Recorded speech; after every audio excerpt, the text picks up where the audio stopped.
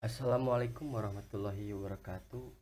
Perkenalkan, nama saya Rifki Maulana Rahman dari kelas IHC semester 5, nomor induk mahasiswa 11830501114. Ini saya akan mempresentasikan tugas UTS Hukum Keluarga dan Waris DW dengan dosen pengampu Ibu Neng Nurhayati SHMH. Di sini saya membuat video ini untuk memenuhi tugas UTS. Baik, kita ke slide selanjutnya. Di sini ada pengertian hukum keluarga. Pengertian hukum keluarga. Hukum keluarga itu sebagai keseluruhan ketentuan yang mengenai hubungan hukum yang bersangkutan dengan kekeluargaan, sedarah dan kekeluargaan karena perkawinan. Nah, jadi kekuasaan orang tua, perwalian, pengampunan, keadaan tak hadir. Kekeluargaan, sedarah adalah penelitian keluarga yang terdapat antara beberapa orang yang mempunyai keseluruhan yang sama. Kekeluargaan karena perkawinan adalah pertalian keluarga yang terdapat karena perkawinan antara seorang dengan keluarga saudara dari istri atau suaminya. Nah, jadi hukum keluarga itu diatur dalam KUHP Perdata ya, buku 1 bab 4 sampai 8. Setelah itu juga diatur dalam Undang-Undang nomor 1 tahun 1974 tentang perkawinan sebagai hukum khusus dari KUHP Perdata. Nah, terus di sini ada pengertian hukum keluarga menurut para ahli ya. Di sini ada pengertian hukum keluarga menurut Ali Afandi, mengatakan bahwa hukum keluarga diartikan sebagai keseluruhan ketentuan yang mengatur hubungan yang bersangkutan dengan kekeluargaan, sedarah dan kekeluargaan karena perkawinan, kekuasaan orang tua, perwalian, pengampunan, keadaan tak hadir. Nah, terus ada 2 pokok kajian dalam definisi hukum keluarga yang dikemukakan oleh Ali Afandi, yaitu mengatur hubungan hukum yang berkaitan. 1. Kekeluargaan sedarah adalah pertalian keluarga yang terdapat pada beberapa orang yang mempunyai leluhur sama. Dan yang kedua, perkawinan adalah pertalian keluarga yang terdapat karena perkawinan antara seorang dengan keluarga saudara dari istri suami. Nah, terus ada Tahir Mahmud. Dia mengatakan sebagai yang dikutip oleh Harian, mengatakan hukum keluarga sebagai prinsip-prinsip hukum yang diterapkan berdasarkan ketaatan beragama berkaitan dengan hal-hal yang umum, diyakini memiliki aspek religius menyangkut peraturan keluarga, perkawinan, perceraian, hubungan dalam keluarga, kewajiban dalam rumah tangga, warisan, pemberian pas kawin, dan lain-lain. Terus di sini yang slide selanjutnya itu ada sumber hukum keluarga. Nah, sumber hukum keluarga dibedakan menjadi 2 macam, yaitu keluarga dapat dibedakan menjadi 2 macam, yaitu hukum keluarga tertulis, yaitu kaidah-kaidah hukum yang bersumber dari undang-undang, jurisprudensi, dan traktat. Yang kedua itu ada hukum keluarga tidak tertulis, yaitu kaidah-kaidah hukum keluarga yang timbul, tumbuh, dan berkembang dalam kehidupan masyarakat hukum adat. Sumber hukum keluarga tertulis itu sebutkan ada 7. Yang pertama itu ada dari kitab undang-undang hukum perdata, yang kedua itu peraturan perkawinan. Nah, terus selanjutnya ada undang-undang nomor 32 tahun 1954 tentang pencatatan nikah, talak dan rujuk.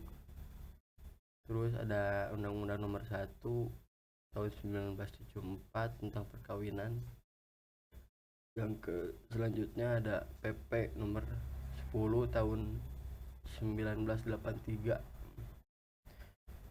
Dalam hukum keluarga tidak tertulis, hukum yang dianut adalah hukum yang berada di kehidupan masyarakat sekitaran daerah tempat tinggalnya. Menurut Sujono Sukanto mengatakan bahwa hukum adat hakikatnya merupakan hukum kebiasaan, namun kebiasaan yang mempunyai akibat hukum dasain dasolen. Terus yang selanjutnya itu ada bagian-bagian dalam hukum keluarga. Di sini yaitu ada hukum keluarga juga dapat merujuk pada kontrak pernikahan dalam iman Islam yang meliputi perselisihan laki-laki untuk menikahi hingga 4 istri dalam keadaan tertentu. Hukum keluarga itu yang maksud tentang 1. Keturunan, kekuasaan orang tua, perwalian, terus pendewasaan, pengampunan, dan orang hilang. Terus apa itu keturunan? Keturunan dalam KUHP Perdata 42 sampai 44, anak yang sah adalah anak yang dilahirkan dalam, di luar, yang dilahirkan dalam atau sebagai akibat perkawinan yang sah. Hal ini menjelaskan bahwa anak yang dilahirkan di luar perkawinan itu tidak sah, adalah anak yang tidak sah. Pasal 55 dijelaskan bahwa asal usul seorang anak hanya dapat dibuktikan dengan akte kelahiran yang otentik yang dikeluarkan oleh pejabat berwenang. Yaitu di sini ada kekuasaan orang tua. Kekuasaan orang tua KUHP Perdata 45 dan seterusnya. Setiap anak wajib hormat dan patuh kepada orang tuanya. Sebaliknya, orang tua pun wajib memelihara dan memberi bimbingan anak-anaknya yang belum cukup umur atau belum 21 tahun dan tidak lebih dahulu telah kawin sesuai dengan kemampuan masing-masing. Kekuasaan orang tua berhenti apabila anak tersebut telah dewasa. Kita tetap harus memantau. Yang selanjutnya itu ada perkawinan orang tua putus. Selanjutnya ada kekuasaan orang tua dipecat oleh hakim, misalnya karena pendidikannya buruk sekali. Di sini terus ada perwalian anak yatim piatu atau anak yang belum cukup umur dan tidak dalam kekuasaan orang tua memerlukan pemeliharaan dan bimbingan tentunya, karena itu harus ditunjuk wali, yaitu orang atau perkumpulan yang akan menyelenggarakan keperluan hidup anak tersebut. Terus ada pendewasaan, terus pengampunan itu adalah orang yang sudah dewasa akan tetapi sakit ingatan, pemboros, lemah daya, atau tidak sanggup mengurus, mengganggu keamanan, memerlukan pengampunan. Oleh sebab itu dibutuhkan kurator, biasanya suami jadi pengampun atas istrinya atau sebaliknya.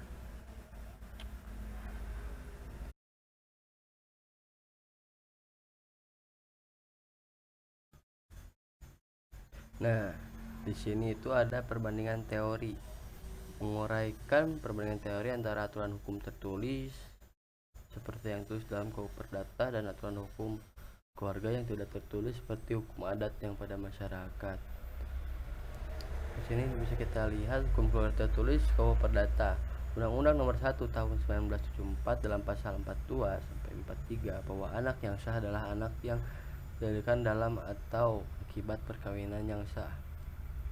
Pasal 5 5. Bahwa asal-usul seorang anak hanya dapat dibuktikan dengan akte kelahiran yang otentik yang dikeluarkan oleh pejabat. Dalam hukum keluarga tidak tertulis, menurut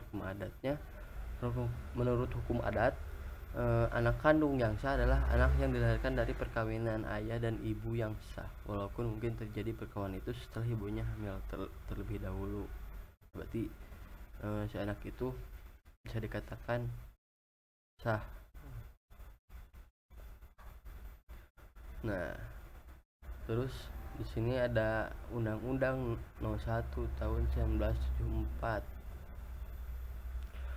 Perkawinan ialah ikatan lahir batin antara seorang pria dengan seorang wanita sebagai suami istri dengan tujuan membentuk keluarga atau rumah tangga yang bahagia dan kekal berdasarkan ketuhanan yang Maha Esa.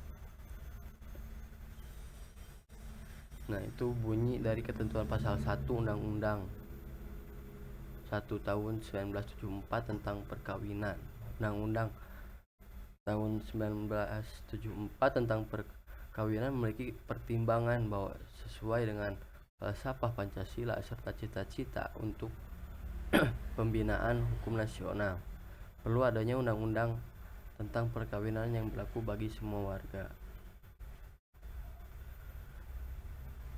Nah, terus pasal 1 Undang-Undang 1974 perkawinan, dalam penjelasan pasal demi pasal dijelaskan bahwa perkawinan sangat erat hubungannya dengan kerohanian dan agama.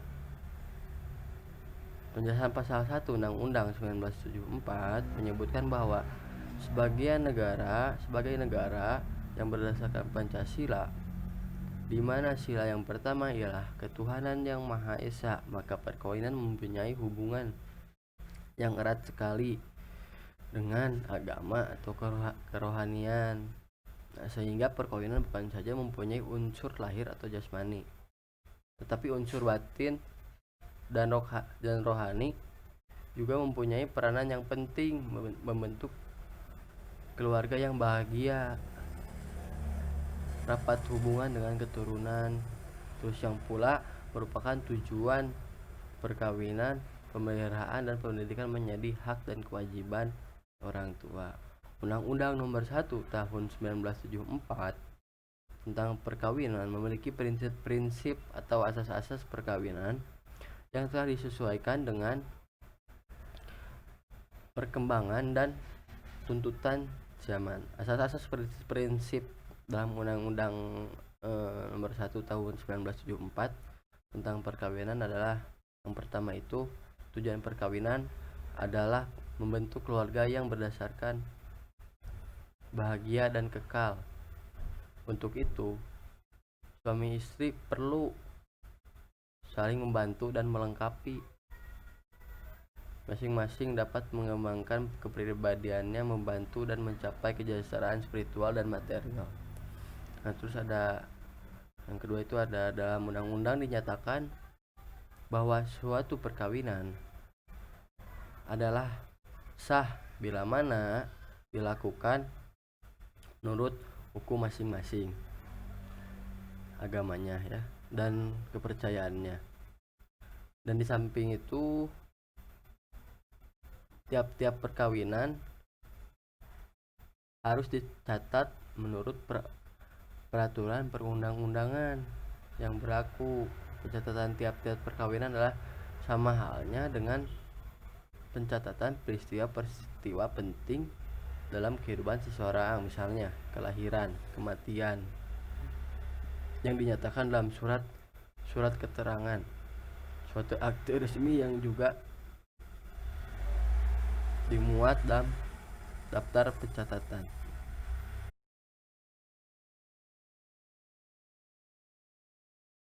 Nah, selanjutnya itu ada teori waris. Definisi waris menurut Kamus Besar Bahasa Indonesia, waris adalah orang yang berhak menerima harta pusaka dari orang yang telah meninggal. Tidak jarang masalah waris menjadi suatu masalah yang dapat menimbulkan konflik antara sanak saudara atau keluarga maupun kerabat-kerabat yang dekat yang ditinggalkan oleh seseorang yang telah meninggal dunia tersebut, yang kemudian berujung menjadi sengketa di pengadilan. Oleh karena itu, dibuatlah hukum untuk menyelesaikan masalah-masalah yang berkaitan dengan waris tersebut. Nah, terus ada pengertian hukum waris menurut para ahli. Yang pertama itu ada Adriana Pitlock. Hukum waris adalah kumpulan peraturan yang mengatur hukum mengenai kekayaan karena wafatnya seorang, yaitu mengenai perpindahan kekayaan yang ditinggalkan oleh yang mati dan akibat dari hubungan antara mereka dengan mereka maupun dalam hubungannya antara mereka dengan pihak ketiga. Terus ada Van Maurik. Hukum waris dapat dipaparkan sebagai keseluruhan aturan yang menyangkut penggantian kedudukan harta kekayaan yang mencakup himpunan aktiva dan pasiva orang yang meninggal dunia. Terus ada Supomo. Memuat peraturan yang mengatur proses meneruskan harta, yang mengoperkan barang-barang harta benda dan barang-barang yang tidak berwujud dari suatu angkatan manusia kepada turunannya. Nah, selanjutnya ada dasar hukum dari hukum waris. Dasar hukum tentang peraturan hukum waris vertebra terdapat dalam buku 2 tentang benda Kitab Undang-Undang Hukum Perdata dan diatur sebanyak 300 pasal, yaitu dimulai dari pasal 830 sampai dengan pasal 1130 KUH Perdata.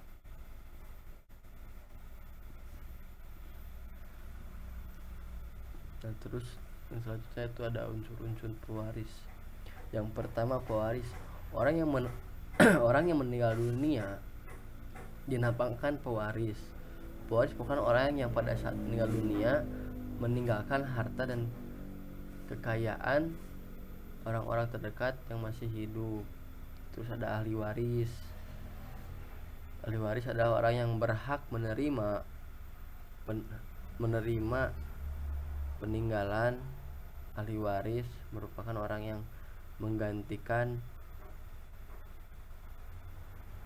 pewaris dalam kedudukan hukum mengenai harta kekayaan. Nah, menurut pasal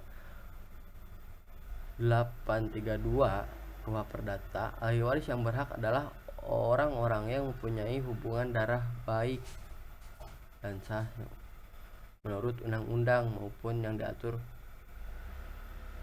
maupun undang-undang yang di luar perkawinan selama ia diakui, dan ahli waris yang mempunyai ikatan perkawinan dengan pewaris. Nah, terus ada harta waris.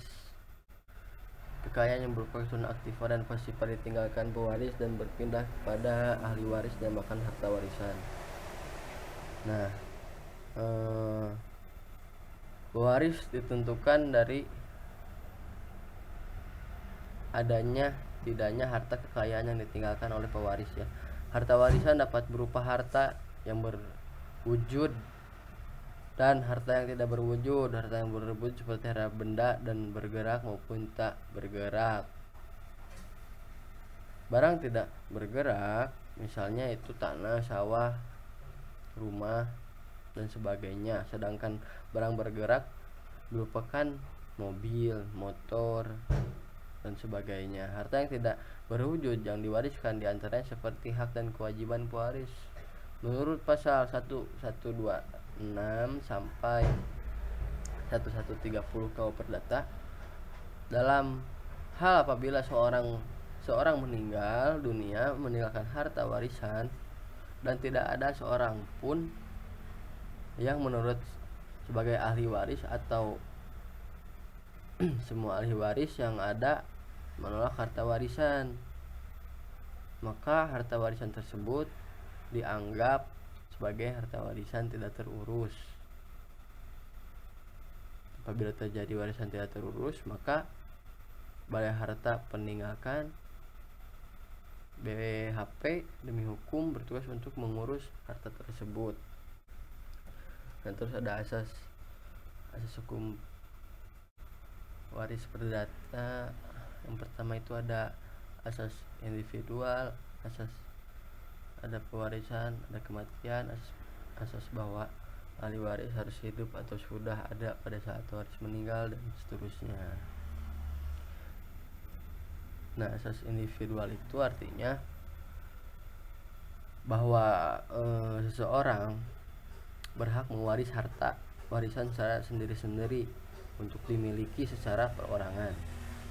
Dengan kata lain, setiap ahli waris mempunyai hak mewaris masing-masing. Jadi maksudnya kepala demi kepala. Nah, yang kedua itu ada asas, ada pewaris, ada kematian. Artinya bahwa pewaris ada bila ada kematian dari pewaris, yang itu ditentukan dalam pasal 830 KUH Perdata. Seorang dapat mewaris apabila adanya orang yang meninggal dunia. Nah, selanjutnya itu artinya bahwa pada saat seorang meninggal, orang yang menjadi ahli warisnya adalah orang yang sudah ada atau hidup di dunia. Nah, itu ada pasal 836 KUH Perdata. Terus ada asas sainine. Adapun yang maksud dengan sainine itu ahli waris memperoleh segala hak dan kewajiban dari yang meninggal dunia tanpa memerlukan suatu tindakan tertentu. Nah, terus ada asas persamaan, artinya bahwa adanya persamaan kedudukan antara perempuan dan laki-laki dalam mewaris harta warisan dari pewaris. Yaitu ada dalam pasal 852 KUH Perdata. Terus ada asas parental atau bilateral, artinya bahwa setiap ahli waris dapat menerima hak kewarisan dari kedua belah pihak. Bila dari pihak bapak atau ibu, meskipun tidak secara jelas dinyatakan dalam KUH Perdata, akan tetapi pewaris antara kedua garis pihak ayah dan ibu parental dinyatakan secara bersyarat dalam pasal-pasal yang mengatur tentang perkawinan. Di antaranya pasal 851, terus 852 dan 853 KUH Perdata. Terus ada asas Haredinatis Petitio, artinya bahwa setiap ahli waris berhak menuntut setiap harta warisan yang adalah haknya yang telah dikuasai orang lain untuk dapat diserahkan kepada ahli waris yang berhak tersebut. Ini ada pasal ini tersebut. Ini ada dalam pasal 834 KUH Perdata, dan batasan tuntutan itu diusahakan dalam waktu 30 tahun menurut pasal 835 KUH Perdata. Selanjutnya itu ada waris hitungan dan contoh. Yang pertama itu ada ahli waris golongan 1 ya, sebagaimana yang itu dalam pasal 852 KUH Perdata, dan mengingat adanya asas persamaan, di mana adanya persamaan kedudukan antara anak perempuan dan anak laki-laki dalam mewaris harta orang tua mereka atau kakek dan atau nenek mereka ataupun keluarga saudara mereka selanjutnya dalam garis keturunan ke atas yang sudah meninggal. Maka besar bagian ahli waris yang diterima perempuan anak laki-laki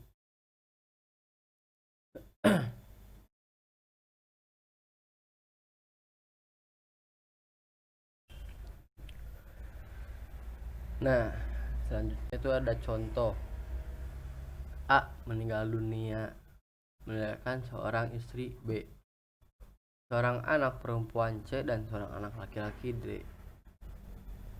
Sebelum A menikah dengan B, mereka membuat perjanjian kawin mengenai pisah harta terhadap harta bawaan mereka masing-masing. Nah, seperti dalam keterangan itu A itu yang titik menyata orang yang meninggal. Nah, terus ada penyelesaian, bisa dilihat dari gambar tersebut. Terus yang selanjutnya, ini contoh yang selanjutnya. Contoh A. Meninggal dunia meninggalkan seorang istri. B. Seorang anak perempuan. C. Seorang anak laki-laki. D. dan seorang ayah E. A menikah dengan B tanpa adanya perjanjian kawin. Nah, penjelasannya itu yang berhak mewaris adalah B, C, dan D berada dalam golongan 1, sedangkan E berada dalam golongan 2. Terus B sebagai istri memperoleh bagian dari harta bersama dengan 1 kurangi 1/2 sama dengan 1/2. Nah, sisa HPA yang dibagikan kepada ahli waris B, C, D yaitu 1/2.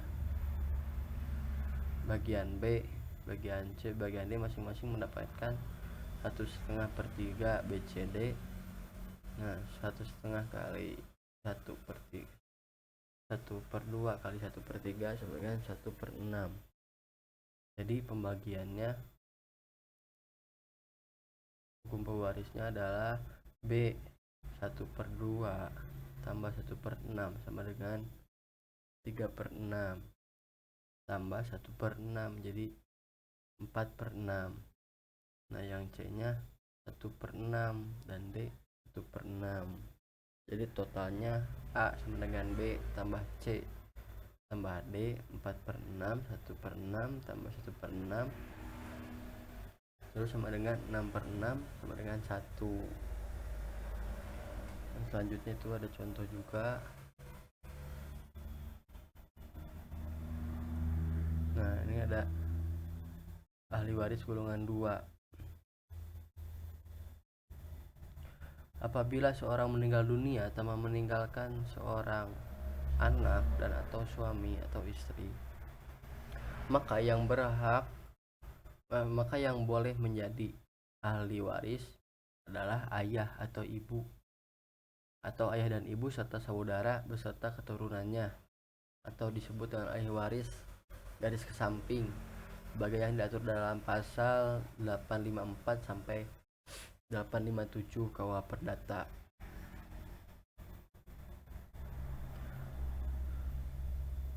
Nah, apabila pewaris meninggalkan ayah dan ibu serta lebih dari 1 saudara, maka ayah dan ibu dijamin mendapatkan 1/4 bagian masing-masing. Contoh, A meninggal dunia meninggalkan ayah B, ibu C, dan 3 orang saudara kandung D, E, dan F. Penyelesaiannya itu harta peninggalan si A sama dengan untuk B, C, D, E, dan F. Bagian B sama dengan bagian C sama dengan 1/4. Nah, sisa HP A yang dibagikan kepada D, E, F sama dengan 1 kurangi dalam kurung B tambah C tutup kurung sama dengan 1 kurangi dalam kurung 1/4 tambah 1/4 sama dengan 4/4 kurangi 2/4 sama dengan 2/4. Bagian D, bagian E, bagian F masing-masing mendapatkan 2/4 bagi 3 BDF sama dengan 2/4 kali 1/3 sama dengan 2/12. Jadi pembagian HPA adalah B 1/4, C 1/4, dan D 2/12, E 2/12, F 2/12.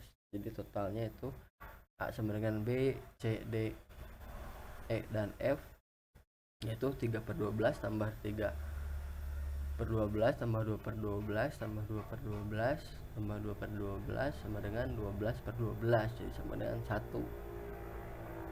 Nah, menurut pasal 856 KUH Perdata, apabila pewaris meninggalkan seorang pun keturunan maupun suami atau istri, sedangkan ayah dan ibu telah meninggal terlebih dahulu dari pewaris, maka saudara-saudara pewaris dapat mewariskan keseluruhan harta kekayaan pewaris. Nah, contohnya ini kita lihat. A meninggal dunia meninggalkan 2 saudara laki-laki B dan C itu. Ini penyelesaiannya HP-nya harta peninggalan A sama dengan 1 untuk B dan C. Bagian B sama dengan bagian C, masing-masing mendapatkan 1/2 dalam kurung B atau C sama dengan 1/2. Jadi pembagian HP-nya adalah B 1/2 dan C 1/2. Jadi totalnya A sama dengan B tambah C sama dengan 1/2 tambah 1/2 jadi 1. Nah, ini ahli waris golongan 3 menurut pasal 85 dan pasal 853 ayat 1 KUH Perdata. Apabila pewaris tidak meninggalkan ahli waris dalam golongan pertama dan kedua, maka ahli waris golongan ketiga yang terdiri dari kakek atau nenek atau kakek dan nenek baik dari garis ayah maupun dari garis ibu berhak tampil sebagai ahli waris. Nah, itu dulu ada contohnya. Kita lihat contoh A, meninggal dunia meninggalkan kakek dan nenek dari ayah B serta meninggalkan kakek dan nenek dari garis ibu C dan D. Dan selanjutnya itu ada ahli waris golongan 4 berdasarkan pasal 858 ayat 3 KUH Perdata. Apabila pewaris meninggalkan ahli waris golongan keempat, maka pertama-tama harta warisan pewaris dipecah menjadi 2 bagian atau disebut clovin, yaitu A 1/2 bagian untuk para keponakan garis ayah dan B 1/2 bagian untuk para keponakan garis ibu. Kita bisa lihat contohnya. Contohnya A, meninggal dunia meninggalkan saudara sepupu dari pihak ayah B dalam derajat keempat dan saudara sepupu dari garis ibu C dan D dalam derajat keempat dan kelima. Nah, penyelesaiannya HP-nya A atau meninggalkan 1 untuk B, C, D.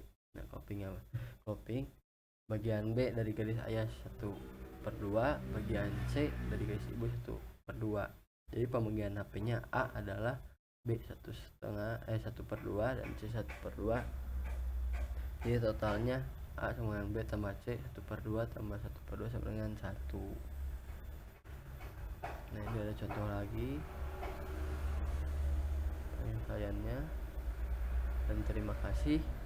Mohon maaf apabila kata-kata yang kurang baik, mohon dimaafkan. Wassalamualaikum warahmatullahi wabarakatuh.